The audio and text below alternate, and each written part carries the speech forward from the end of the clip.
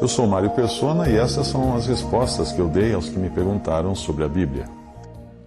Eu ouvi notícias trazidas pelos irmãos e fiquei muito animado com todas elas, em especial por saber do seu pedido à comunhão à mesa do Senhor. O Senhor é realmente digno de o buscarmos em adoração e fazermos o que Ele pediu, da forma e no lugar, ou seja, ao seu nome, que o próprio Senhor sempre desejou que fizéssemos. Eu tenho certeza de que os irmãos da Assembleia mais próxima de você também estão alegres com o seu pedido, mas nenhum deles tanto quanto o próprio Senhor. Que honra para o nome de Cristo é Ele poder ver mais um que deixa para trás os sistemas humanos, sistemas religiosos apenas para a obediência de fé. Hoje as pessoas buscam a Deus com tantos interesses como prosperidade, cura, relacionamentos, música, etc, etc. E ficam tão ocupadas com tantas coisas que acabam perdendo a boa parte, aquela que Maria escolheu, estar aos pés de Jesus e ouvir dele. Lucas 10, 39 a 42 diz: E tinha esta uma irmã, Marta tinha uma irmã chamada Maria, a qual, assentando-se também aos pés de Jesus, ouvia a sua palavra. Marta, porém, andava distraída em muitos serviços e, aproximando-se, disse: Senhor, se não se te dá de que a minha irmã me deixe servir só, dize-lhe que me ajude. E respondendo Jesus, disse-lhe: Marta, Marta, estás ansiosa e afadigada com muitas coisas, mas uma só é necessária, e Maria escolheu a boa parte, a qual não lhe será tirada.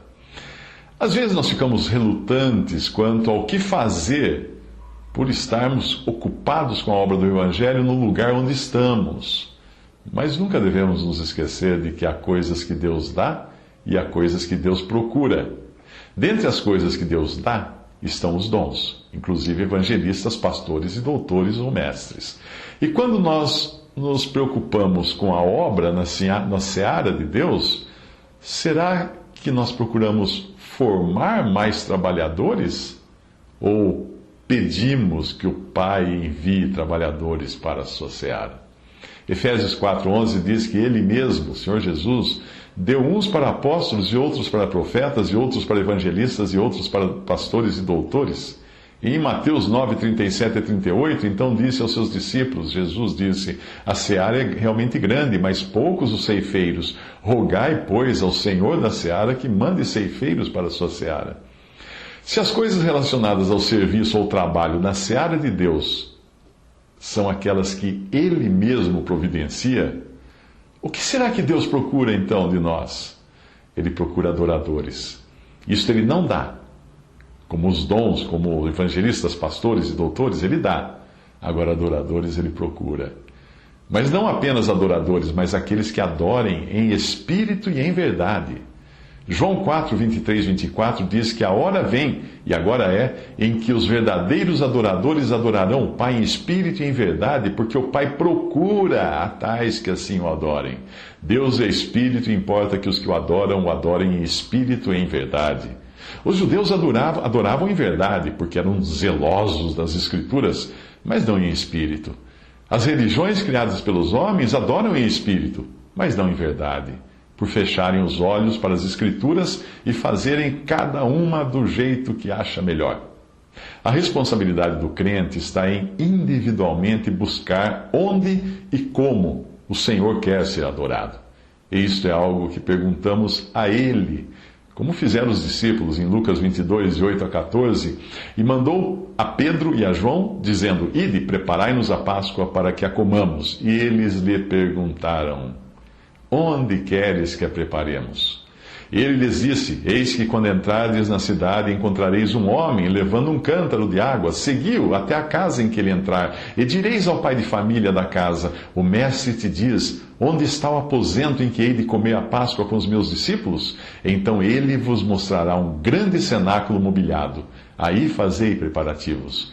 E indo eles acharam como lhes havia sido dito e prepararam a Páscoa. E chegada a hora, pôs-se à mesa e com ele os 12 apóstolos. Eu sei da dificuldade que você tem de abrir mão do trabalho que fazia com os jovens na denominação de onde você se apartou. Eu passei por um dilema parecido com o que você está passando agora. Isso foi há mais de 30 anos. Eu pregava em uma pequena congregação batista e minha esposa ensinava na escola dominical. Então nós viemos a conhecer o lugar de reunião conforme ele é mostrado na palavra de Deus e aí ficamos na dúvida: deixar a denominação ou não?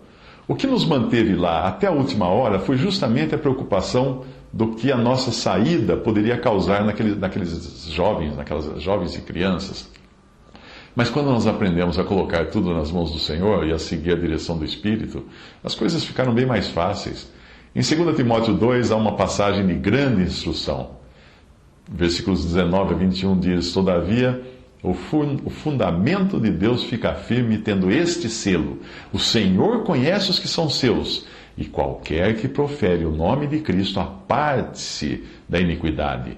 Ora, numa grande casa, que é a grande casa da cristandade hoje, não somente há vasos de ouro e de prata, mas também de pau e de barro, uns para a honra, outros, porém, para a desonra. De sorte que, se alguém se purificar destas coisas, será vaso para a honra, santificado e idôneo para uso do Senhor, e preparado para toda boa obra.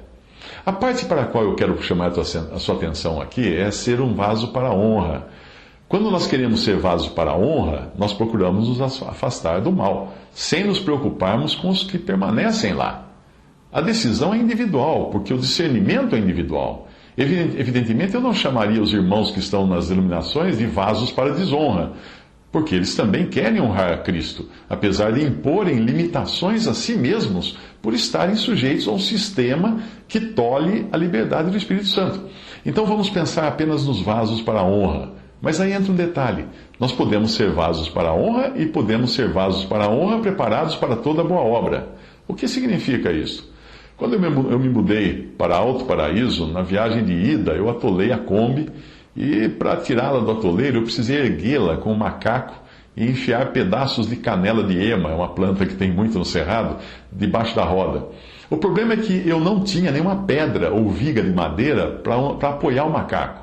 Chovia tremendamente e o macaco enterrava no barro. E as canelas de ema eram muito moles para segurar o macaco. Elas são como se fosse um feixe de fibras resistentes à tração, mas não são resistentes à pressão, a canela de ema, o tronco dela. Então eu peguei das coisas da mudança, tinha uma panela dessas de alumínio fundido, dessas grossas, né? Essas tipo panela de ferro, só que é de alumínio. Novinha, nunca tinha sido usada. Aí eu coloquei ela sobre a lama com a base do macaco dentro dela, criando assim uma sapata, e funcionou perfeitamente. Eu tirei o carro do atoleiro, só que a panela já era, né? Ficou toda torcida, toda marcada com a pata do macaco. A base do macaco deixou marcas tão profundas nela que não servia mais para cozinhar. Mesmo assim, a partir daquele dia, eu passei a carregar a panela, daquela panela, dentro do estepe da Kombi. E ela foi usada em muitos outros atoleiros onde eu caí, mas eu nunca usei para preparar comida. Se nós considerarmos que cozinhar é uma boa obra, sem a qual não sobrevivemos, as minhas panelas de cozinha estavam sempre preparadas para toda boa obra e eram usadas em diferentes refeições. Elas estavam planas, alinhadas, limpas, prontas. Porém, aquela panela só servia para uma coisa: apoiar o macaco na lama. Um cristão pode ser um vaso para a honra e, mesmo assim, não estar preparado para toda boa obra, só para uma ou duas. Às vezes, nós não percebemos o quanto nós estamos limitando a ação do Espírito Santo através de nós por colocarmos todo o nosso foco em algo sem perceber que o Senhor nos queria para outras atividades, algumas muito mais nobres do que apoiar um macaco na lama.